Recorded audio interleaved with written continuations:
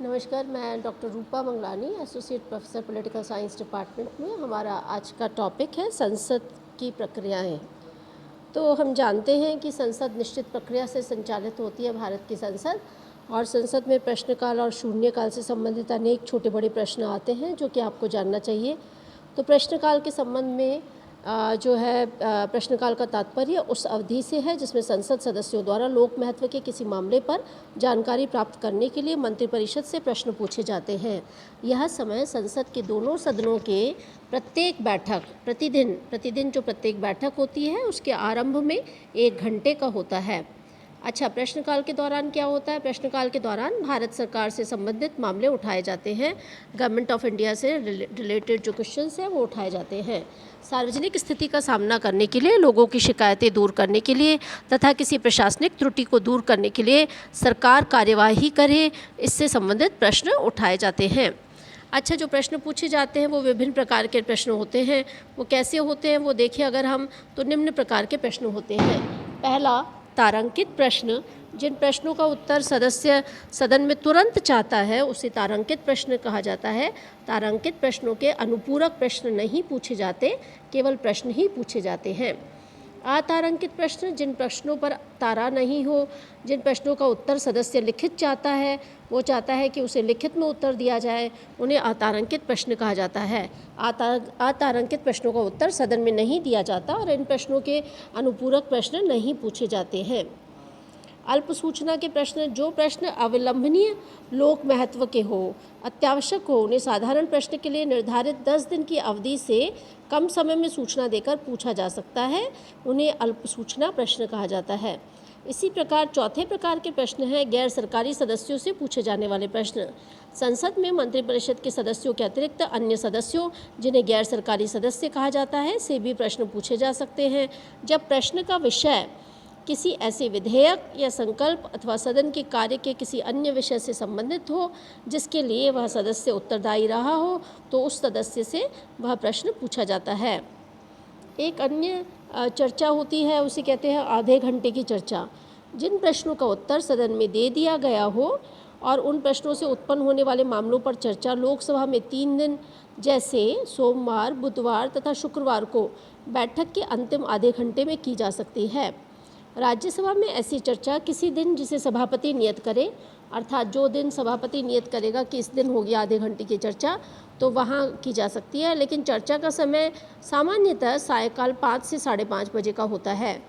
ऐसी चर्चा का विषय क्या होना चाहिए? ऐसी चर्चा का विषय पर्याप्त लोक महत्व का होना चाहिए तथा विषय हाल के किसी तारांकित, अतारांकित या अल्प सूचना वाले प्रश्न का विषय हो और जिसके उत्तर के किसी तथ्यात्मक मामले का आगे स्पष्टीकरण आवश्यक हो।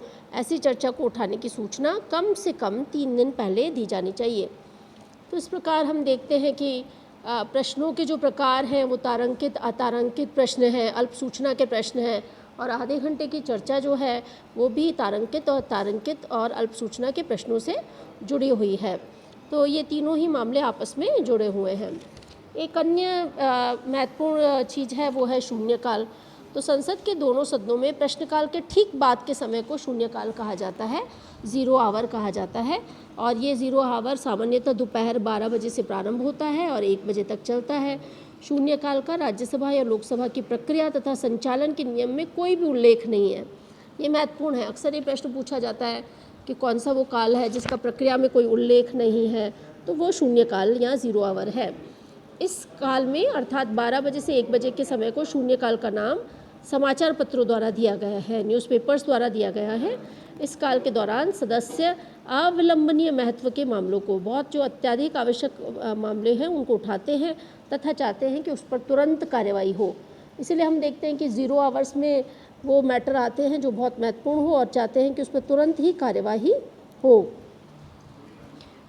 जहाँ तक संसद में मामले उठाने की प्रक्रिया है, तो आधे घंटे की चर्चा को छोड़कर संसद में किसी भी प्रश्न को पूछकर उसका उत्तर पाने में कम से कम 10 दिन का समय लगता है, जिस कारण किसी अविलंबनीय या सार्वजनिक महत्व के मामलों को उठाने की प्रक्रिया के संबंध में संसद के दोनों सदनों की प्रक्रिया तथा संचालन के नियमों में मामलों को उठाने की प्रक्रिया विहित की गई है। इन नियमों में 2 प्रकार के मामलों का उल्लेख है और उनको संसद में उठाने की कई प्रक्रियाएं निहित की गई है, जिसका विवरण निम्न प्रकार है। पहला है प्रस्ताव, जिसको बोलते हैं स्थगन प्रस्ताव। तो स्थगन प्रस्ताव पेश करने का मुख्य उद्देश्य क्या है? उद्देश्य यह है कि किसी भी अविलंबनीय लोक महत्व के मामले की ओर सदन का ध्यान आकर्षित करना होता है। जब इस प्रस्ताव को स्वीकार कर लिया जाता है, तब सदन अविलंबनीय लोक महत्व के किसी निश्चित मामले पर चर्चा करने के लिए सदन का नियमित कार्य रोक देती है। अर्थात स्थगन प्रस्ताव पर चर्चा करने के लिए अन्य मामलों को रोक दिया जाता है। इस प्रस्ताव को पेश करने के लिए कुछ तत्व आवश्यक हैं, जैसे मामले का स्वरूप निर्धारित होना चाहिए, मामले का आधार तथ्यात्मक होना चाहिए, मामले में विलंब किया जाना उचित नहीं हो तथा मामला लोक महत्व का हो। स्थगन प्रस्ताव के कुछ विषय हैं, जैसे कि देश की राजनीतिक स्थिति, अराजकता, बेरोजगारी, रेल दुर्घटनाएं, मिलों का बंद होना, सामान्य अंतर्राष्ट्रीय स्थिति, ये सब स्थगन प्रस्ताव के महत्वपूर्ण मामले हैं। जो सदस्य स्थगन प्रस्ताव पेश करना चाहता है, उसे प्रस्ताव पेश करने के दिन 10 बजे सुबह प्रस्ताव की सूचना अध्यक्ष, सभापति, संबंधित मंत्री तथा महासचिव को देनी चाहिए।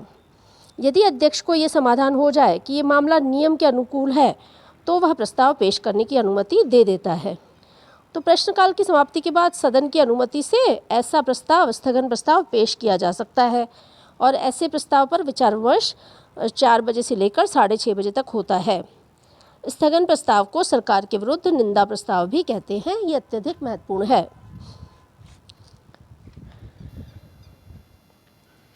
अन्य प्रस्ताव है ध्यानाकर्षण प्रस्ताव। इस प्रस्ताव के माध्यम से सदन का कोई सदस्य अध्यक्ष, सभापति की अनुमति से अविलंबनीय लोक महत्व के किसी मामले की ओर किसी मंत्री का ध्यान आकर्षित करता है कि वह इस मामले पर एक संक्षिप्त वक्तव्य दे। मंत्री ऐसे प्रस्ताव पर या तो तुरंत वक्तव्य दे सकता है अथवा किसी अन्य स्थिति को वक्तव्य देने के लिए समय की मांग कर सकता है। इस प्रस्ताव के मुख्य स्रोत दैनिक समाचार पत्र होते हैं तथा कभी कभी वे किसी सदस्य की निजी जानकारी के आधार पर या उसके निर्वाचकों के साथ हुए पत्र व्यवहार के आधार पर भी दी जाती है। ध्यानाकर्षण प्रस्ताव से संबंधित नियम 1954 में बनाया गया था। यह प्रस्ताव जो है लिखित रूप में दिया जाता है। इसके साथ ही अल्पकालीन चर्चाएं भी होती हैं। गैर सरकारी सदस्य अविलंबनीय लोक महत्व के मामलों पर सदन में ध्यान में लाने के लिए अल्पकालीन चर्चा उठा सकते हैं। अल्पकालीन चर्चा उठाने की प्रथा 1953 में प्रारंभ की गई थी और इसके साथ ही नियम संख्या 377 भी होता है। जो मामले व्यवस्था के प्रश्न नहीं होते या जो प्रश्नों, ध्यानाकर्षण प्रस्तावों आदि से संबंधित नियमों के अधीन नहीं उठाए जाते, ऐसे मामलों को नियम 377 के तहत उठाया जा सकता है। नियम 377 के अधीन सबसे पहले मामला 14 मई 1966 को उठाया गया था। तो इस प्रकार हमने देखा। इसी के साथ सार्वजनिक रुचि के मामलों पर भी चर्चाएं उठाने के लिए अलग अलग प्रस्ताव आते हैं। मूल प्रस्ताव आता है, राष्ट्रपति के अभिभाषण पर धन्यवाद प्रस्ताव आता है। अविश्वास प्रस्ताव तो आप जानते ही हैं कि इस प्रस्ताव के माध्यम से सदन का कोई सदस्य मंत्रिपरिषद में अपना अविश्वास व्यक्त कर सकता है और यदि अविश्वास प्रस्ताव पारित कर दिया जाए तो मंत्रिपरिषद को त्यागपत्र देना होता है। लोकसभा के अध्यक्ष और उपाध्यक्ष को हटाने के लिए भी प्रस्ताव आता है। विशेषाधिकार प्रस्ताव संसद के किसी सदस्य द्वारा प्रस्तुत किया जाता है जब उसे लगता है कि मंत्रिपरिषद के किसी सदस्य ने संसद में जो है झूठा तथ्य प्रस्तुत किया हो, तो सदन के विशेषाधिकारों का उल्लंघन किया हो, तो विशेषाधिकार प्रस्ताव आता है। इसी तरह से संशोधन प्रस्ताव आता है। मूल प्रस्ताव में संशोधन करने के लिए प्रस्ताव आता है। अनुषंगी प्रस्ताव भी होते हैं, प्रतिस्थापन प्रस्ताव भी होते हैं। तो ये महत्वपूर्ण संसद की प्रक्रिया से संबंधित मामले हैं जो आपको जानने चाहिए और संसदीय प्रक्रिया से संबंधित प्रश्न परीक्षा में भी आते हैं और आपके कंपटीशन में भी ये काम के प्रश्न हैं। तो आप इसकी तैयारी करें और इस पे हम जब मिलेंगे तो फिर से चर्चा करेंगे और इसके नोट्स भी बनाएं और इसका और अध्ययन भी करें। धन्यवाद। All the best.